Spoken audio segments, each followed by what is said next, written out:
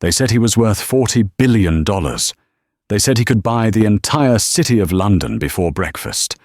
But on a rainy Tuesday night at the Kensington, the most exclusive restaurant in Mayfair, money didn't matter. Respect did.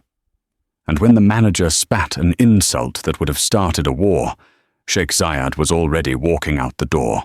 The business was dead. The reputation was ruined. Everyone froze in terror. Except for one person. Sarah, the nobody, the girl who wiped tables. She didn't just stop him. She spoke 6 words in a dialect so rare it made a billionaire freeze in his tracks and drop his guard. This is the true story of how a waitress saved an empire and discovered a secret that would put a target on her own back. If you want to understand how silence sounds, you have to work at the Kensington. It wasn't a peaceful silence. It was the silence of a predator holding its breath. The restaurant, tucked away on a side street in Mayfair, London, didn't advertise. There was no sign above the door, just a heavy oak slab and a security guard named Roger, who used to be SAS. To eat here, you didn't just need a reservation, you needed a lineage. Sarah adjusted her apron, her knuckles white. She was invisible here. That was the job description. Be a ghost, refill the water, fold the napkin, disappear. Table 4 needs clearing, Sarah. Move it. The hiss came from Brad, the floor manager. Brad was a man who wore suits that were too tight and cologne that smelled like desperate ambition. He hated Sarah. He hated that she wore second-hand shoes. He hated that she took the bus to work while he leased a BMW he couldn't afford. But mostly, he hated that she never fought back. "Yes, Brad," Sarah whispered, keeping her eyes down. She moved to table 4, her movements precise. She was 24, but her eyes looked older. They held the kind of exhaustion that comes from working 3 jobs to pay off a debt that wasn't yours. Her father, a former structural engineer, had died 2 years ago, leaving behind a mountain of medical bills and a clouded reputation. Sarah was left with nothing but a crumbling flat in East London and a terrifying fluency in 3 languages that she kept hidden. In the Kensington, being smart was a liability. Being invisible was safe. The atmosphere in the restaurant shifted at 8:15 p.m. The heavy oak doors groaned open. The air pressure seemed to drop. Brad straightened his tie, sweating instantly. "He's here. Everyone, positions. If I see a single crumb on a tablecloth, you're fired. Do you hear me?" Sarah retreated to the shadows near the kitchen pass. She watched as the entourage entered. There were 4 bodyguards first, massive men in black suits, scanning the room with earpieces coiling down their necks. Then came the assistants, tapping furiously on iPads. And then, him, Sheikh Zayed al-Hamad. Sarah felt a strange shiver run down her spine. She had seen his face in the Financial Times left on the tables. He was the head of Al-Hamad Global, a man who was currently negotiating the purchase of a massive chunk of London's real estate market. Rumour had it he was ruthless, cold, and hated England. He was only here because the British Prime Minister had practically begged him to invest. He was tall, wearing a bespoke Brioni suit that cost more than Sarah would earn in a decade. He didn't look around the room. He looked through it. His face was a mask of bored irritation. "Welcome, Your Highness," Brad said, bowing so low it looked painful. "We have the private alcove prepared, just as—" "I do not want the alcove," Zayed said. His voice was deep, accented, but flawless English. It carried across the room. "I want the center table. I wish to see the city." Brad froze. The center table, Table 1, was currently occupied by the CEO of a major American tech firm and his mistress. "Sir!" "Your Highness!" Brad stammered, his smile faltering. "Table 1 is occupied. The alcove offers much more privacy and—" Zayad turned his head slowly. He looked at Brad the way a human looks at a cockroach. "I'm buying the building across the street, Mr. Bradley.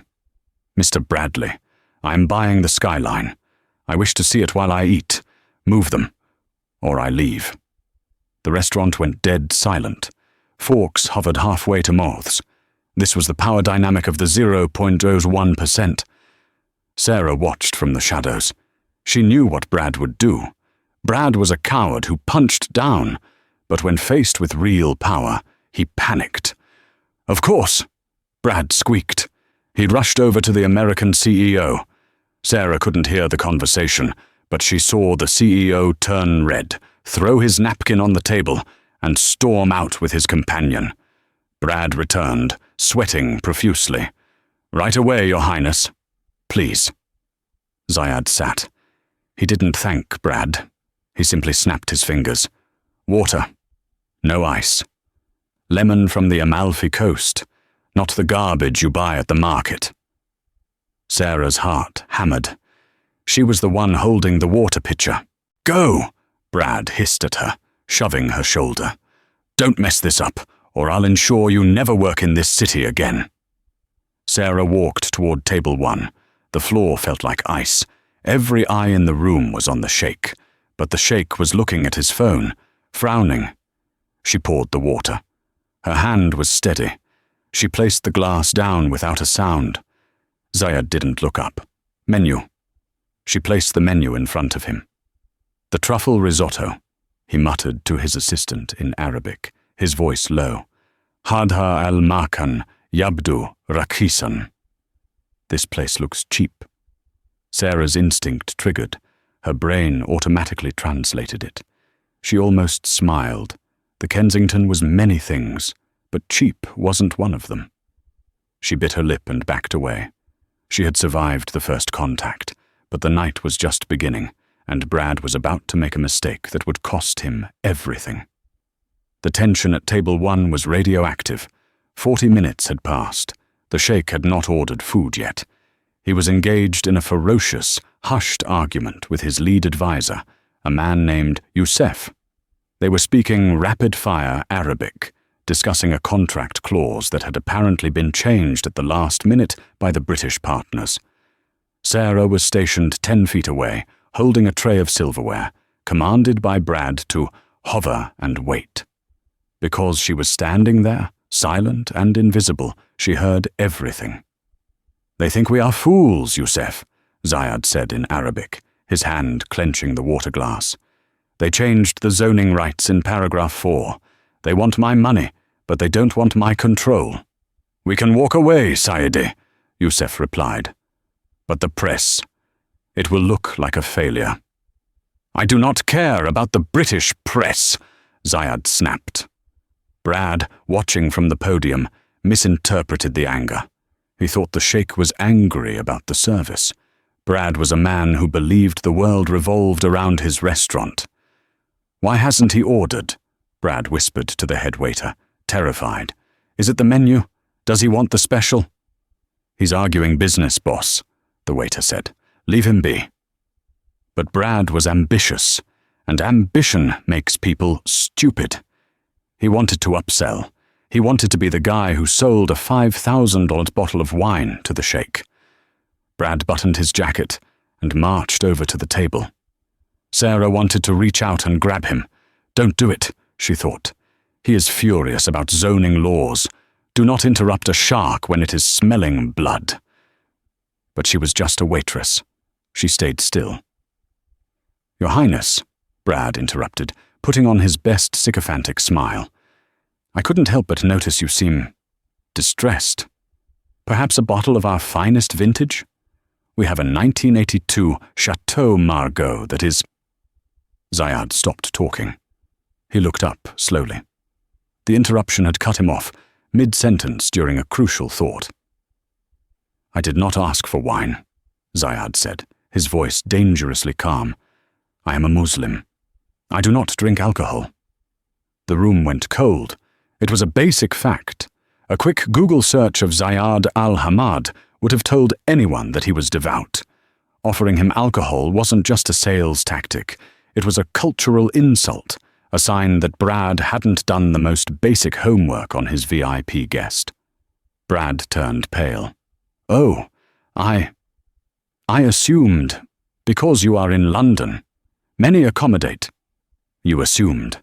Zayad stood up. The chair scraped loudly against the floor. "You assumed that because I am in your country, I abandon my principles." "No. No, sir. I just meant—" "You are incompetent," Zayad said. He didn't shout. He stated it like a fact, like the sky is blue. "I come here to do business with respect. I am met with ignorance." Zayad threw his napkin onto the table. It knocked over the water glass. The water, Amalfi lemon and all, spilled across the pristine white tablecloth, dripping onto the floor. "We are leaving," Zayad commanded his entourage. "Please!" Brad chased after him, grabbing the sheikh's arm. Mistake. The lead bodyguard moved so fast he was a blur. He shoved Brad backward. Brad stumbled and fell into a waiter carrying a tray of tomato soup. The crash was deafening. Red soup splattered across the polished floor and onto Brad's trousers. The entire restaurant gasped. Zayad looked down at Brad, who was sprawled in the soup, looking pathetic. "Pathetic!" Zayad spat. "This is why I do not invest in this city. No discipline, no honor." He turned to the door. His stride was long and furious. He was leaving. And if he walked out that door, the story would be on Twitter in 5 minutes. The Kensington would be the laughing stock of London. The owner would fire everyone. Sarah stood by the pillar. Her heart was pounding against her ribs like a trapped bird. She saw the look in Zayad's eyes. It wasn't just anger, it was disappointment. He felt isolated.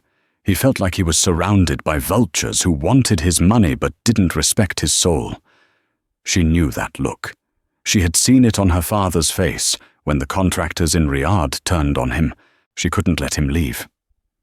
Not like this. Not with this hatred in his heart. Sarah stepped out of the shadows.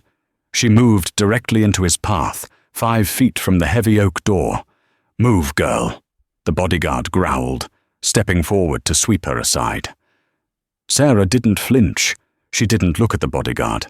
She looked directly into Zayad's dark, furious eyes. And she spoke. She didn't speak English. She didn't use the formal, stiff Arabic taught in universities. She spoke the dialect of the Nejd region, the specific, poetic dialect of Zayad's childhood home, a dialect she had learned playing in the dust of Riyadh while her father built skyscrapers. "La takhruj wa fi qalbika nar," she said, her voice clear and steady. "Al-ghadab narun tahrik sahibaha qabla adwih." Do not leave with fire in your heart. Anger is a fire that burns its owner before it burns his enemy. The silence that followed was heavier than anything before. Zayad stopped. He was 1 step away from bulldozing her. He blinked. The fury in his face didn't vanish, but it froze, replaced by total, utter confusion. He looked at her, really looked at her. For the first time, he saw the waitress uniform, the fraying apron, the messy bun of brown hair. A Western girl, a nobody. "What did you say?" he whispered in English. Sarah took a breath.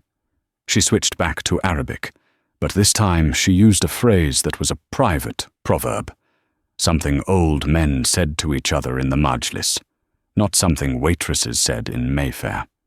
"Karamatuka mahfuza huna, ya sheikh, la tada ahmakan yasrikha." Your dignity is safe here, Sheikh. Do not let a fool steal it from you. She gestured slightly toward Brad, who was struggling to stand up from the soup puddle. Zayad stared at her. His mouth opened slightly, then closed. The bodyguards were tense, waiting for a command. Zayad raised a hand, signaling his men to stand down. "Who are you?" he asked, his voice low, the anger simmering down into intense curiosity. I am just a waitress, sir, Sarah said in English, lowering her eyes respectfully. But I know that a man of your stature should not leave a room because of a mistake made by a man of his. Zayad looked at the door. Then he looked at Brad. Then he looked back at Sarah. A slow, terrifying smile spread across his face. You speak the dialect of the Qasim, he said. Not just Arabic. My Arabic. How? I lived there, Sarah said. A long time ago. Before everything was changed. Zayad studied her face. He was looking for a lie. He found none. He turned around, his back to the door. He looked at his terrified entourage. We stay, Zayad announced. He pointed a finger at Zara. But he, Zayad pointed at Brad, does not serve me. She serves me. Only her. Brad, dripping with tomato soup, looked like he wanted to die. And, Zayad added, if the service is not perfect, I buy this building and turn it into a parking lot. Do you understand? Yes. Yes, Your Highness, Brad cried out. Zayad looked at Sarah. What is your name? Sarah, sir. Sarah, he nodded. Show me to my table, and bring me that water, with the lemon. Sarah nodded. She turned and led the billionaire back to his seat. She could feel the eyes of every staff member burning into her back. She had saved the restaurant, but she had also just caught the attention of the most dangerous man in London. And as she poured his water, she noticed something that made her blood run cold. On the table next to his phone was a file folder. It was open, and on the top document, in bold letters, was a name she knew intimately. Project, Riyadh Infrastructure. Audit, 2014-2018. Target, Henry Jenkins. Henry Jenkins was her father, and Zayad al-Hamad was the man hunting down the money her father was accused of stealing. Sarah's hand trembled just once. A single drop of water missed the glass. Zayad's hand shot out and caught her wrist. His grip was iron. He looked up at her, his eyes narrowing. He felt the tremble. Why are you afraid, Sarah? He asked softly. Why are you afraid, Sarah? The question hung in the air, suspended between the clinking of silverware at nearby tables. Zayad's thumb pressed against the pulse point of her wrist. He could feel her heart hammering a frantic rhythm against his skin. Sarah's mind raced. She was staring at the file. Henry Jenkins. The bold black letters screamed at her. If Zayad knew who she was, if he knew she was the daughter of the man he accused of embezzling $10 million from the Riyadh infrastructure project, he wouldn't just fire her. He would have her arrested. He would destroy what little life she had left. She needed a lie. A perfect one. I'm not afraid of you, sir, Sarah said, forcing her voice to stop shaking. She looked him in the eye. I'm afraid of him. She tilted her head slightly toward the kitchen doors, where Brad was pacing back and forth, glaring at them through the porthole window. Zayad followed her gaze. He saw the sweating, angry manager. He scoffed, a short, sharp sound of amusement, and released her wrist. The little tyrant? Zayad leaned back, picking up his napkin. You fear a man like that? A man who fears soup? He signs my paychecks, sir. And unlike you, I cannot afford to lose a single one. It was the truth, masked as a deflection. Zayad seemed to accept it. The tension in his shoulders dropped an inch. You are pragmatic, he said. I like that. In London, everyone pretends they do not need money, while secretly begging for it. You admit your hunger. I admit my reality, Your Highness. Zayad, he corrected her. If you are going to save my evening, do not call me by a title I did not earn. Call me Zayad. Sarah nodded, stepping back to the safety of the server's station. As you wish, Zayad. The chef is preparing the sea bass with a saffron reduction. It is not on the menu, but the saffron is from Iran, not Spain. It is closer to the flavor you are used to. Zayad raised an eyebrow. You instructed the chef? I told him if he served you the standard lemon butter, he would be insulting a palate raised on the spices of the Nejd. Zayad stared at her for a long moment. He looked like a man who had found a diamond in a pile of coal and was trying to figure out if it was real or glass. You are a mystery, Sarah, he murmured. Pour the water. The next hour was a surreal dance. Sarah served him, moving with an elegance that defied her cheap uniform. Every time she approached the table, Zayad engaged her. He ignored his terrified assistants. He ignored the buzzing of his phone. He spoke only to the waitress. They spoke of Riyadh. He tested her, asking about specific streets, the smell of the rain on hot asphalt, the sound of the call to prayer echoing off the glass towers of the King Abdullah Financial District.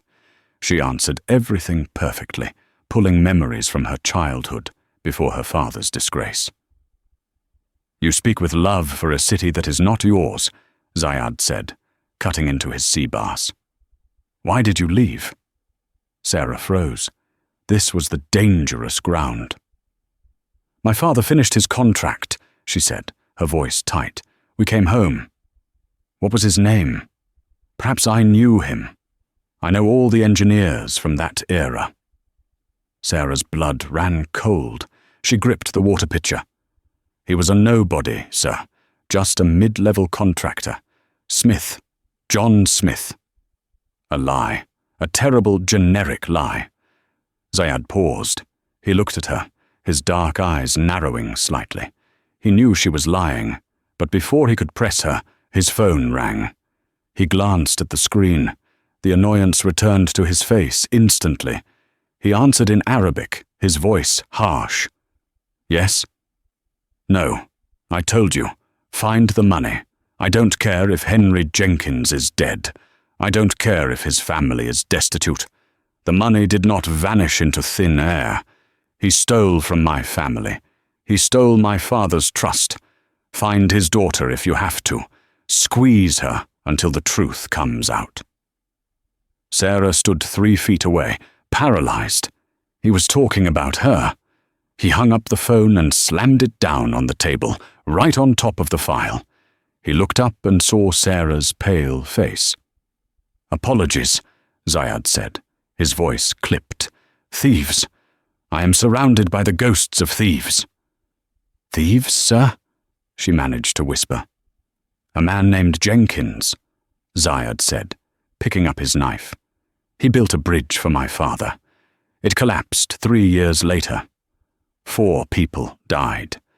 The investigation showed he used cheap concrete and pocketed the difference. $10 million. Sarah felt the room spinning.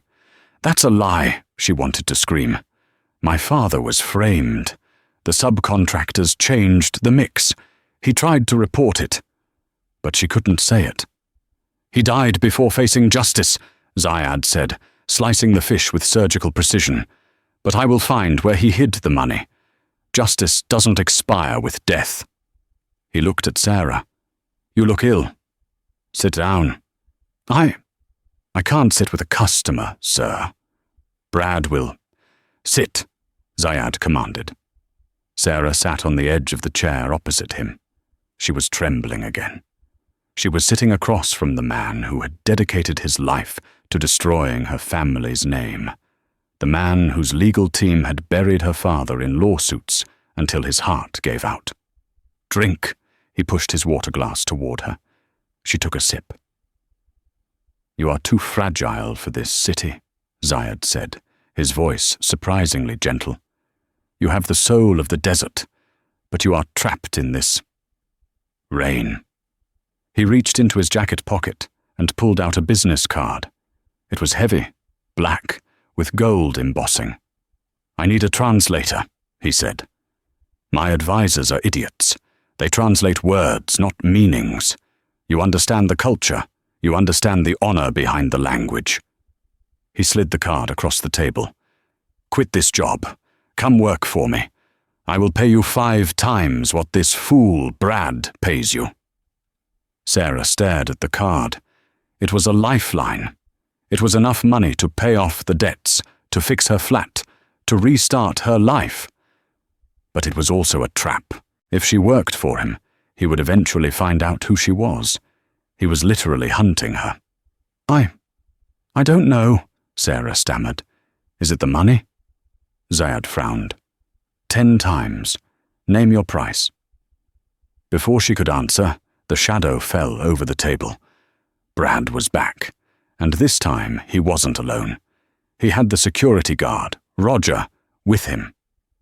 Brad's face was a mask of triumphant malice. He had been watching from the kitchen, stewing in his own humiliation. He saw the sheikh offer the waitress a card. He saw them sitting together. In Brad's twisted mind, this was his way back to power. "I'm sorry to interrupt, Your Highness," Brad said, his voice dripping with fake concern. "But I have to ask this employee to step away. We have a policy against staff soliciting guests." Zayad looked up slowly. The temperature at the table dropped to absolute 0. "Soliciting," Zayad repeated. "It's a problem we've had with Sarah," Brad lied smoothly, adjusting his cuffs. "She targets wealthy older men, tells them sob stories, tries to extract tips or favors. I see she's already bothered you for a card." Sarah gasped, standing up. "That is a lie. Brad, how could you?" "Quiet, Sarah," Brad snapped. "Roger, escort her to the locker room. Check her bag. I believe she may have taken the silver napkin ring from table 3 as well. It's missing." It was a setup, a clumsy, brutal setup, designed to humiliate her and discredit her in front of the billionaire so Brad could reclaim control. Roger, the ex-SAS guard, looked uncomfortable. He liked Sarah, but he needed the job. He reached for Sarah's arm. "Come on, Sarah, don't make a scene." "Don't touch me," Sarah said, backing away. "Search her bag," Brad commanded. "I want to prove to His Highness what kind of trash he is dealing with." Zayad remained seated. He didn't move. He picked up his glass of water and took a slow sip. "Sarah," Zayad said calmly. "Yes, sir?" Sarah's voice broke. Tears of frustration were stinging her eyes. "Did you steal the napkin ring?" "No." "Did you solicit me?" "No." Zayad turned his head to Brad. "Mr. Bradley, you are a very small man." Brad blinked. "Excuse me?" "You are small, and you are scared." Zayad stood up. He towered over the manager. "You see a woman with dignity, and it makes you feel inferior. So you try to crush her." "Sir, I am trying to protect you," Brad pleaded. "She is a nobody." "She is the only person in this room I respect," Zayad said. He reached into his pocket. He didn't pull out a wallet. He pulled out a phone. He dialed a number on speaker. "Yes, Zayad?" a voice answered. Ideally, it was his banker. "Buy the building," Zayad said. Brad's jaw dropped. "What?" "The building we are standing in, the Kensington. Who owns it? The Thompson Group? Buy it. Offer them 20% over market value. But I want the deal signed tonight." "Consider it done," the voice on the phone said. Zayad hung up. He looked at Brad. "I am now the owner of this establishment," Zayad said coldly, "and my first act as owner is to fire you." Brad made a sound like a dying radiator. You can't! Get out!" Zayad roared. The sound was so loud the entire restaurant jumped. "Get out before I have my security throw you through the window!" Brad scrambled back, tripping over his own feet, and ran toward the exit. The kitchen staff peered out, eyes wide. Zayad turned to Roger, the security guard. You work for me now. Your new job is to ensure that man never enters this postcode again." "Yes, sir." Roger stood taller than he had in years. Zayad turned back to Sarah. The anger vanished from his face, replaced by a deep, intense focus. "Now," Zayad said, "about my job offer." Sarah was shaking. The adrenaline was crashing through her system. He had just bought a building to defend her honor. It was the most romantic, terrifying thing she had ever seen. I accept, she whispered. She had no choice. She couldn't work here anymore, and she had to know what was in that file. Good. Zayad picked up the file folder, the one with her father's name, and handed it to her. This is your first task, he said. I'm auditing the Jenkins account. I need someone to go through the old Arabic correspondence between the construction firm and the ministry. I believe there are coded messages. I need you to find where the money went. He placed the dossier in her hands. It felt heavy, like holding a bomb. My car is outside, Zayad said. We go to my penthouse. We start tonight. Sarah looked down at the file. She was being hired to investigate herself. She was being hired to find the stolen money that she knew didn't exist, or if it did, her father hadn't taken it. But if she went with him, she could find the proof that cleared her father's name. Or she could slip up, reveal her identity, and end up in prison. I'm ready, Sarah lied. As they walked out of the restaurant, leaving a stunned silence in their wake, Sarah glanced at the dossier in her hands. A loose paper slipped slightly. She caught a glimpse of a photo stapled to the second page. It was a photo of her father. And next to him, shaking his hand, was a younger Zayad. They were smiling. But there was a third man in the background of the photo, a man whose face was circled in red marker with a question mark next to it. Sarah's heart stopped. She knew that man. It was Youssef, Zayad's current lead advisor, the man who was currently waiting in the car outside. Sarah realized with a jolt of horror, the real thief wasn't her father. It was the man sitting right next to the sheikh, and she was about to get in a car with both of them. The interior of the Rolls-Royce Phantom was quieter than a tomb. The leather smelled of jasmine and expensive polish. Sarah sat on the jump seat, her knees pressed together, clutching the dossier against her chest like a shield. Across from her sat Zayad, looking out the window at the passing blur of London rain. Next to him sat Youssef.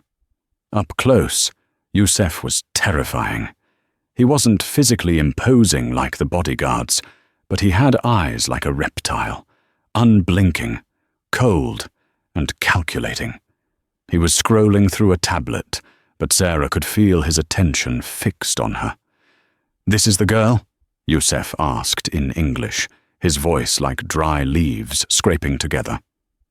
"She is the new translator," Zayad said, without looking away from the window. "She speaks the Nejd dialect. She corrected a misunderstanding at the restaurant that you missed." Youssef's eyes narrowed.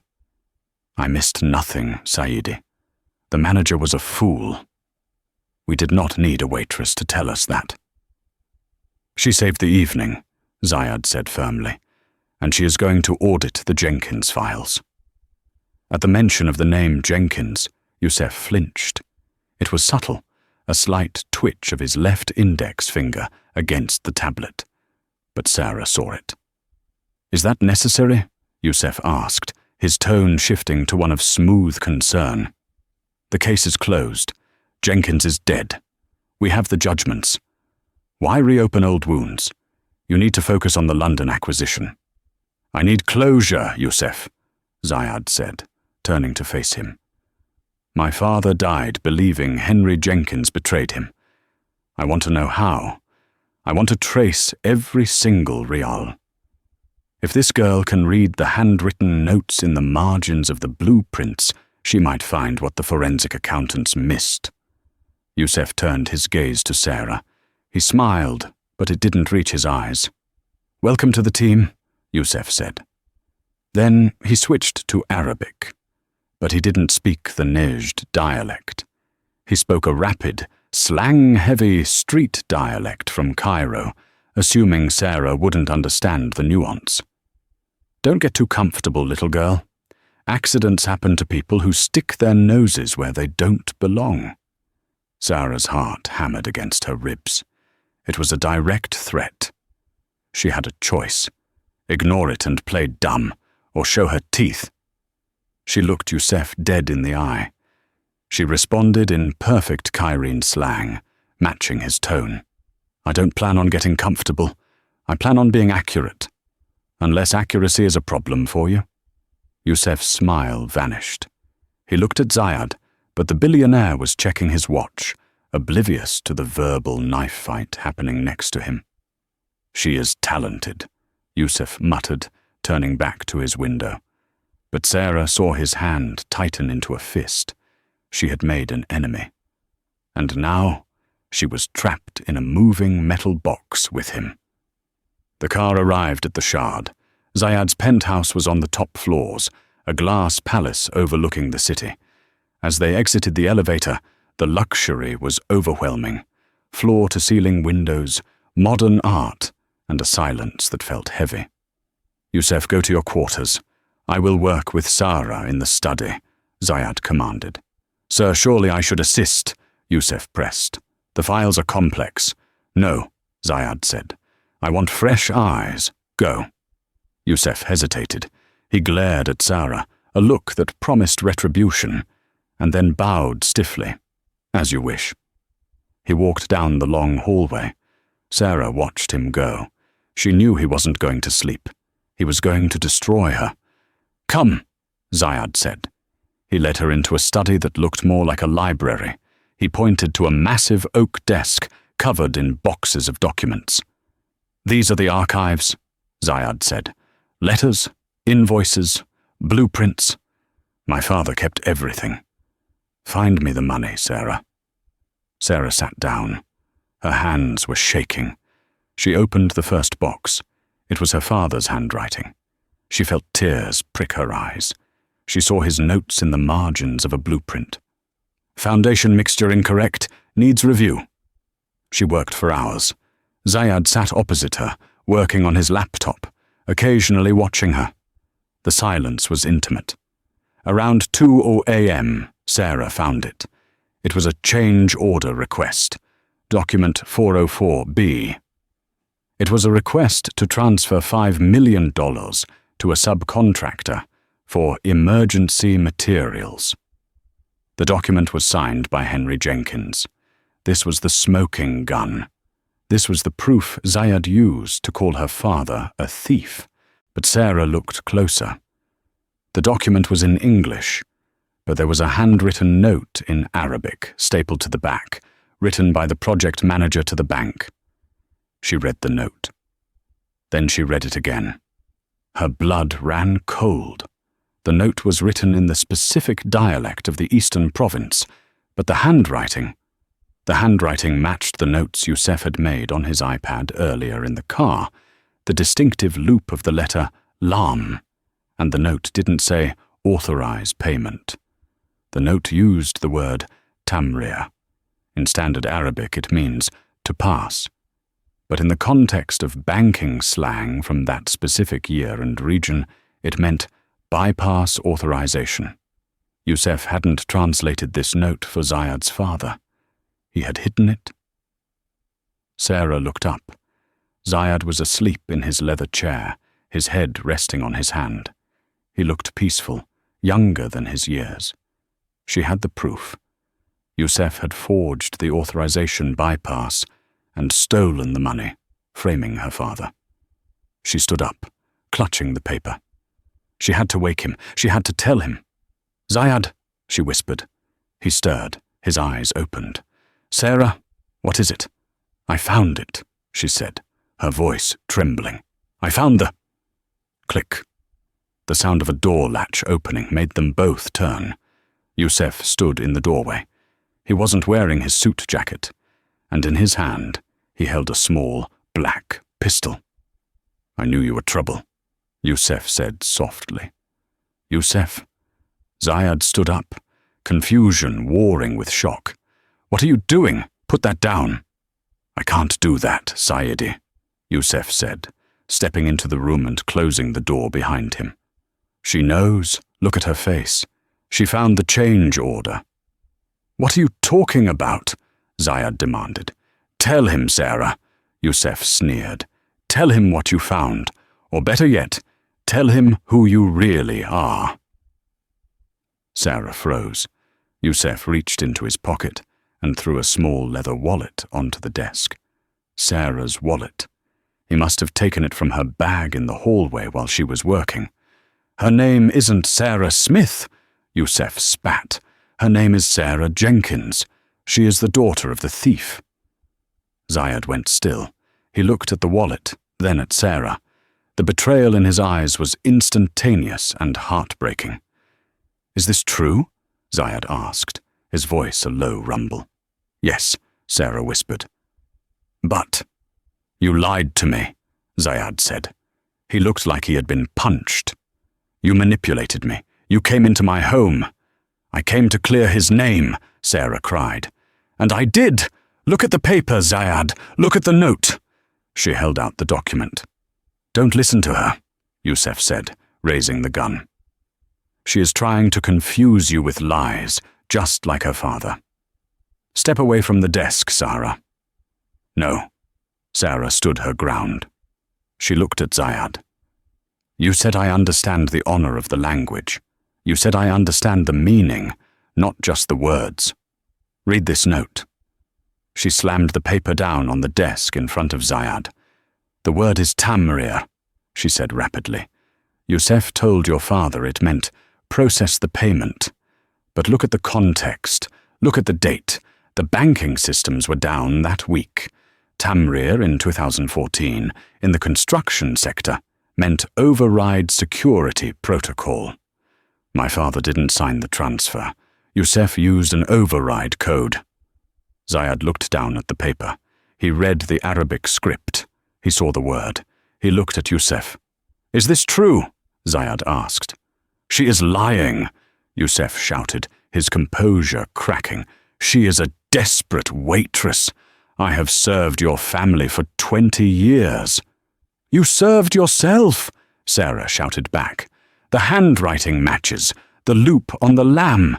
It's yours, Youssef." Zayad looked at the handwriting on the old note. Then he looked at a notepad on the desk where Youssef had written a phone number earlier that day. The silence stretched for 10 seconds. Zayad looked up. His face was unreadable. "Youssef," Zayad said calmly, "give me the gun." I was protecting you," Youssef stammered, sweat beading on his forehead. "I did what was necessary to keep the company solvent. Your father, he was spending too much. I saved us." "You stole $10 million, Zayad said, walking slowly around the desk. "And you let an innocent man die in disgrace. You let his daughter scrub floors to pay for your greed." "Stay back," Youssef panicked. He aimed the gun at Zayad. Sarah didn't think. She reacted. She grabbed the heavy brass lamp from the desk and swung it with all her might. The base of the lamp connected with Youssef's wrist. Crunch! Youssef screamed and dropped the gun. Zayad lunged. He tackled Youssef to the ground. The two men crashed into a bookshelf. Youssef was scrabbling for the gun, but Zayad was younger, stronger, and fueled by a decade of misplaced anger. Zayad pinned Youssef to the floor, his forearm against the traitor's throat. "It was you," Zayad hissed, his face inches from Youssef's. "All this time. The enemy was in my house." "I did it for the Empire," Youssef choked out. "You have no honor," Zayad spat. He looked up at Sarah. She was standing over them, chest heaving, holding the lamp. "Call Roger," Zayad said. "Tell him to bring the police." The silence that followed the chaos was heavier than the violence itself. For 20 minutes, the penthouse at the Shard had been a storm of shouting voices, the crackle of police radios, and the harsh flash of blue strobe lights bouncing off the rain-streaked glass. Roger, the security guard from the restaurant, had arrived with a team of Metropolitan Police officers within minutes of Zayad's call. They had dragged Youssef away, his cuffs clicking tight, his face a mask of venomous defeat. He had screamed curses, not at the police, but at the girl. He had screamed that she was a witch, a liar, a thief. But now, he was gone. The heavy steel doors of the elevator had slid shut, taking the toxicity with them. Sarah sat on the edge of the sprawling Italian leather sofa, her knees pulled up to her chest. Zayad had draped a cashmere throw over her shoulders, but she couldn't stop shivering. It wasn't the cold. It was the adrenaline crash. It was the realization that she had just bludgeoned a man with a brass lamp to save the life of the person who had ruined her family. She looked at her hands. They were stained with ink from the files and trembling uncontrollably. Zayad stood by the floor-to-ceiling window, his back to her. He was staring out at the London skyline, a sprawling grid of gold and darkness under the relentless assault of the rain. He had taken off his jacket and rolled up his sleeves. There was a bruise forming on his jaw where Youssef had struck him during the struggle, but he didn't seem to notice the pain. He stood like a statue, paralyzed by the weight of his own blindness. "He was with me since I was 12, Zayad said. His voice was low, rough, and devoid of the imperious confidence he had worn at the restaurant. He didn't turn around. Youssef taught me how to read a balance sheet. He sat with me at my father's funeral. He was the one who handed me the handkerchief to wipe my tears." Sarah tightened the blanket around herself. "People change, Zayad. Or maybe they don't. Maybe they just hide better." Zayad turned slowly. His eyes were dark, haunted. "I prided myself on seeing everything. I am Zayad al-Hamad. I buy cities. I negotiate treaties. I can smell a lie in a contract from across the room." He walked over to the desk, looking down at the scattered papers, the undeniable proof of Henry Jenkins' innocence. "And yet, I hunted a ghost for 10 years while the devil sat at my dinner table eating my food." He picked up the change order document, the piece of paper that had exonerated Sarah's father. He treated it like a holy relic. "Your father," Zayad said, the words catching in his throat. "Henry. I remember him now. He had a laugh that filled the room. He used to bring me dates from the market in Qasim. He told me, 'Zayad, concrete is honest. It only breaks if you cheat it.'" Zayad looked at Sarah, and for the first time, he didn't look like a billionaire. He looked like a man seeking absolution. "I called him a thief," Zayad whispered. "I sued his estate. I took his pension. I took the roof over your head. I am responsible for his disgrace." "He died of a heart attack," Sarah said softly, the tears finally spilling over. "But it was the stress that killed him. He spent his last days writing letters to your company, begging for an audit. Letters that Youssef surely burned before you ever saw them." The accusation hung in the air. Zayad closed his eyes, absorbing the blow. He deserved it. He knew he deserved it. He walked around the desk and approached the sofa. He didn't sit. He knelt. He knelt on the expensive Persian rug, lowering himself until he was looking up at her. It was a gesture of such profound humility that Sarah stopped breathing. This was a man who bowed to no one. "Sarah Jenkins," he said, his voice steady now. "I cannot bring the dead back to life. If I gave you half my fortune, it would not buy you one more minute with your father." "I don't want your money," Sarah said, her voice shaking. "I know," Zayad nodded.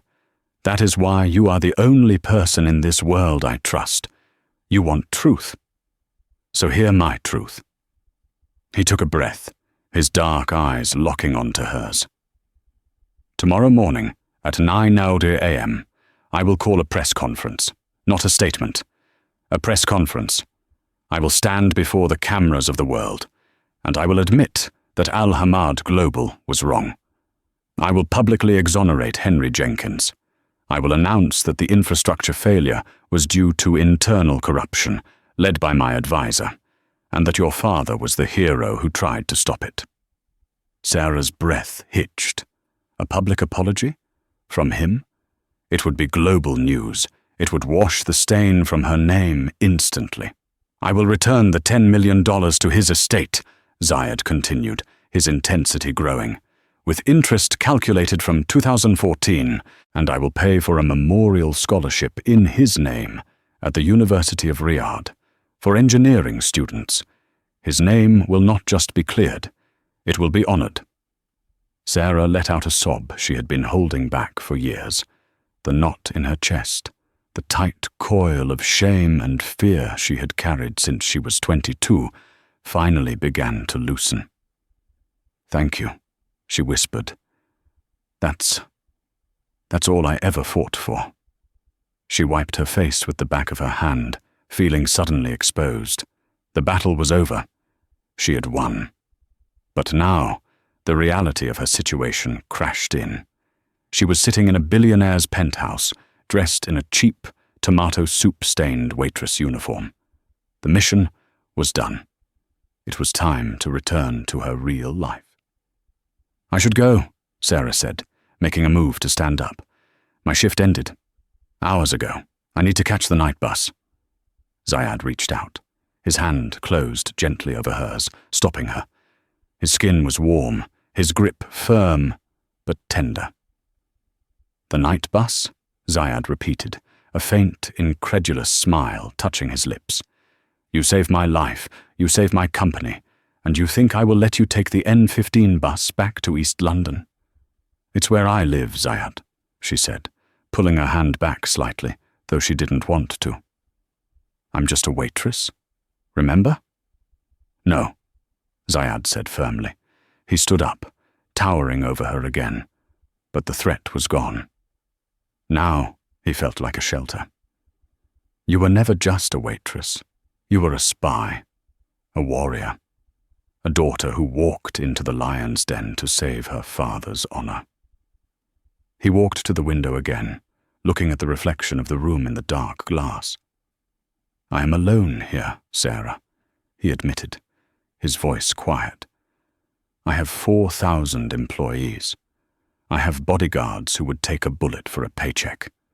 I have business partners who smile when I enter and frown when I leave.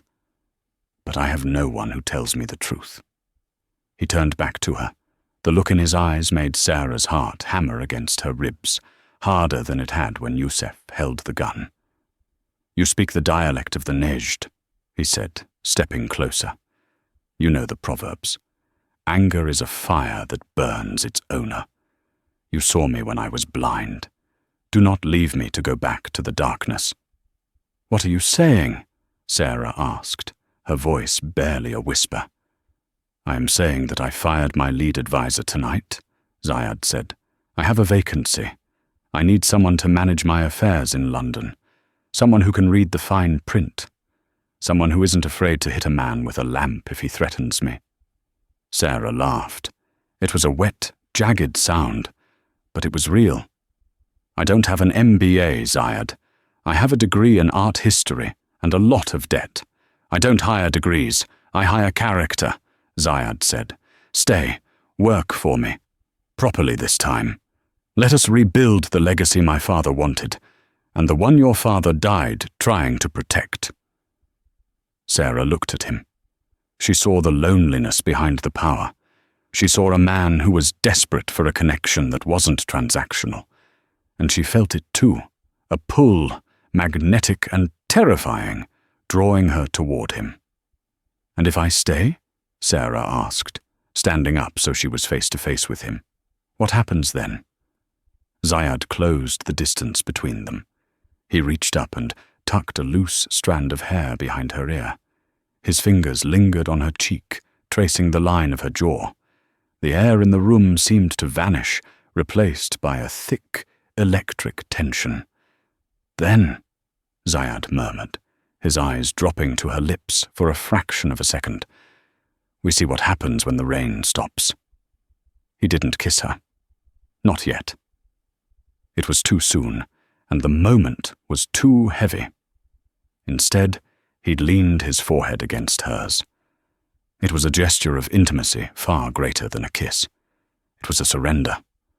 The great Sheikh Zayed al-Hamad, leaning on the waitress for support. "Stay," he breathed. Sarah closed her eyes, breathing in the scent of him. Sandalwood, rain, and safety. For the first time in years, she didn't feel like she was fighting a war.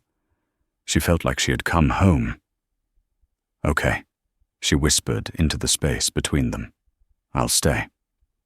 Outside, the storm finally broke.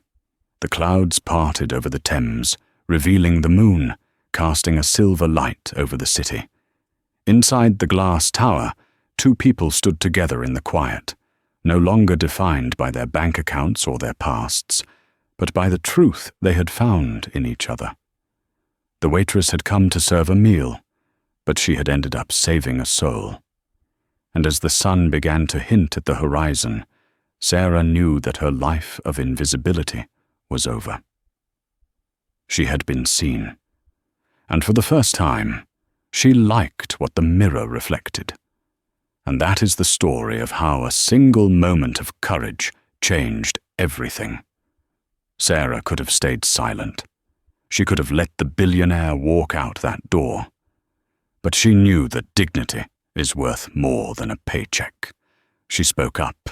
She fought for the truth, and she cleared her father's name against all odds. It reminds us that no matter who you are, a waitress or a CEO, the most powerful weapon you have is your voice. Never be afraid to use it, even when your voice shakes. Wow, what a journey. If Sarah's bravery gave you chills, hit that like button right now. It really helps the channel. Do you think you would have dared to speak to Zayed? Let me know in the comments below. And if you want more incredible stories of karma, revenge, and romance, make sure to subscribe and ring that notification bell so you never miss a video. Thanks for watching, and see you in the next story.